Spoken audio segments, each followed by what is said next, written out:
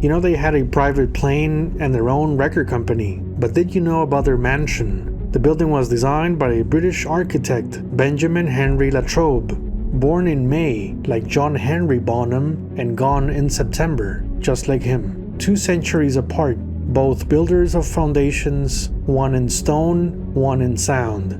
Latrobe was also the man behind Washington's Capitol Hill, and the renovations for the house we all recognize on the reverse of the $20 bill. And where did Latrobe leave this earth? New Orleans, the same city that became Led Zeppelin's final stop in America. Brace yourselves for an episode where we'll explore how the band got their hands on this secret location and the story that followed.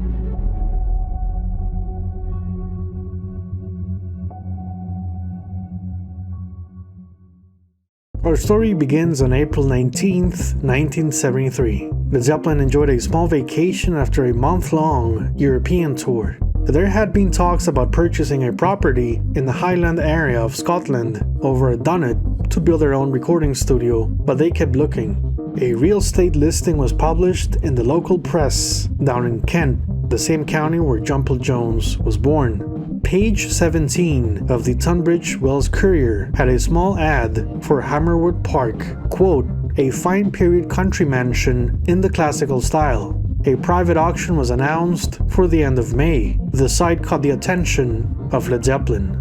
The mansion was built in 1790, just 5 years before Zeppelin's untitled location, Headley Grange.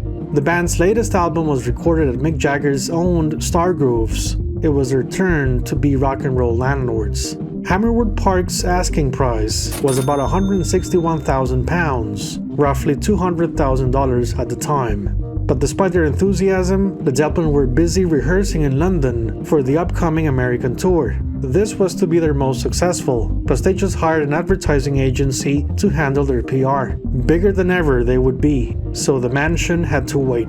With the British economy facing dire straits in '73 that would only worsen within a year, old estates were expensive beasts to maintain, and few could afford to keep them running. Rock and roll had become one of England's biggest exports.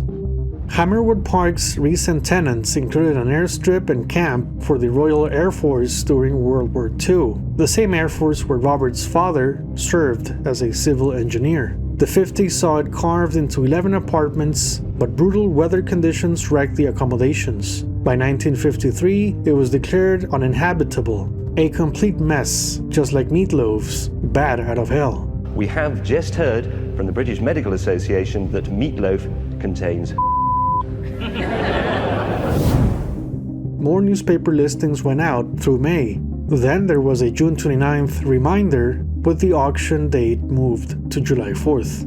This was the very same period where Zeppelin enjoyed yet another small vacation in England before going back to America. The real auction took place on July 11th, the day Led Zeppelin were off between Detroit and Milwaukee, and they became the new owners of Hammerwood Park. The sale wasn't reported by the music papers or London outlets. It showed up quietly in the local press, and that was it.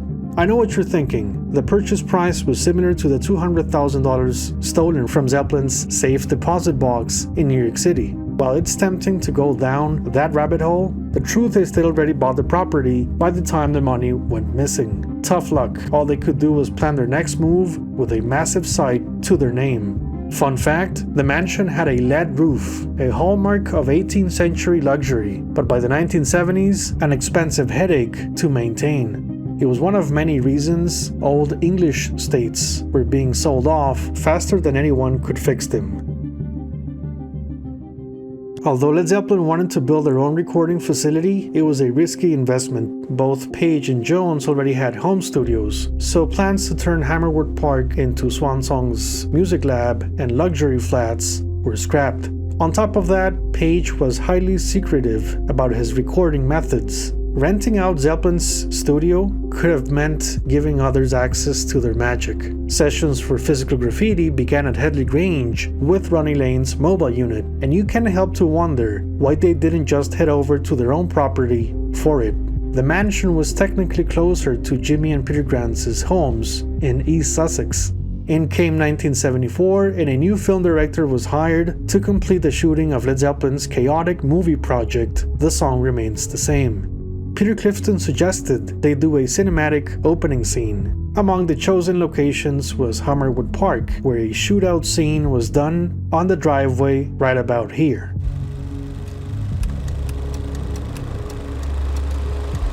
The car opened fire against the property, where a Javier Milei lookalike guard responds to the attack. Notice how manager Peter Grant is not riding the back seat like we see on the previous scene. It's just the driver and tour manager Richard Cole doing the dirty work. This last bit has Cole holding the gun different. This happened earlier in the take, and it was later edited for continuity.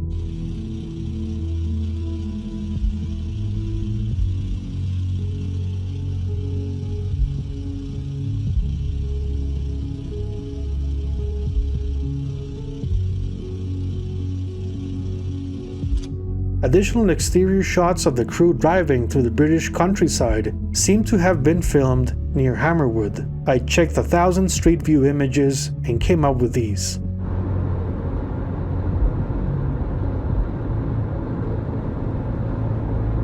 Now, the indoor shooting did not take place at the mansion, but at a yet-to-be-determined location that still puzzles fans to this day. Some believe it was filmed at the Mary Ward House on 57 Tavistock Place in London. If anyone watching knows where this was actually shot, please email me at themobscenetruth@ineedtoknow.net. More recent sources suggest that the ending, where Grant and Cole look out from the doorway, was filmed at Hammerwood Park. Considering the estate's architecture, that seems very possible.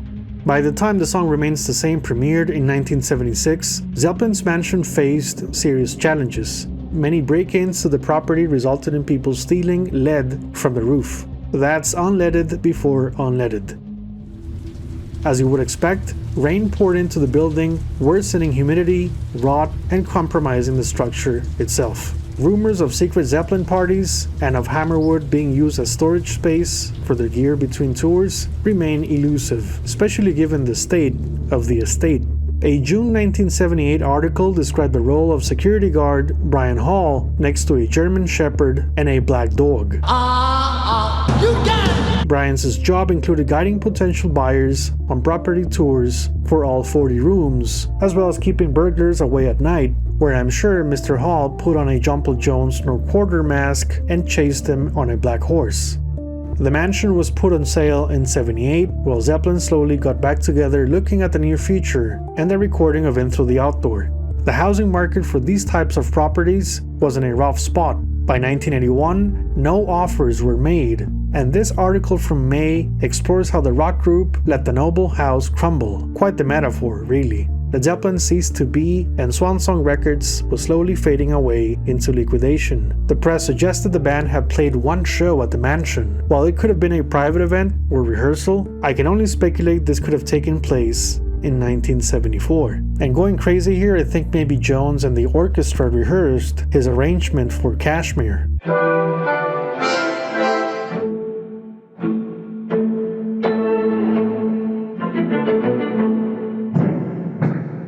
The property was listed on June 1982 on Country Life magazine and was finally sold for £100,000 to one David Pinniger, who was determined to save the mansion from disgrace. The week ended with us seeing this advertised as a sketch on a full-page advertisement in Country Life, which we thought was a little unusual, you know, if they couldn't sport a photograph or a colour photograph. And I said, there's no point in going to see that, it will obviously be a sketch, because if you click camera shutter, the vibration would knock it down. Because it was in an absolutely appalling state, wasn't it? Absolutely horrendous, yes. He needed $27,000 a year for repairs alone. Renovations were an uphill battle, as the place looked like the album cover for Untitled. Hammerwood Park opened for the public in 1983 with plans to turn it into a tourist attraction, but this didn't include mobster shootouts for the hungry Zeppelin fans looking to revisit The Song Remains the Same.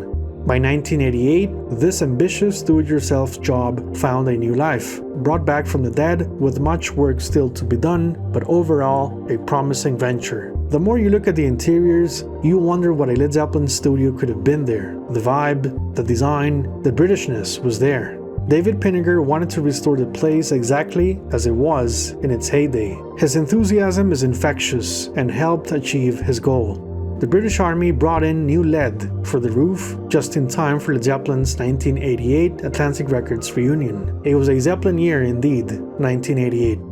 Hammerwood Park was used as a location for several music videos that capture the property's magic, a timeless escape from the modern world where history and its rock and roll tenets live on. I would like to hear your Hammerwood theories in the comment section below. Do you think the band played a concert here? What do you think a Zeppelin party was like? I hope you enjoyed the episode. Thank you very much for watching. Bye bye.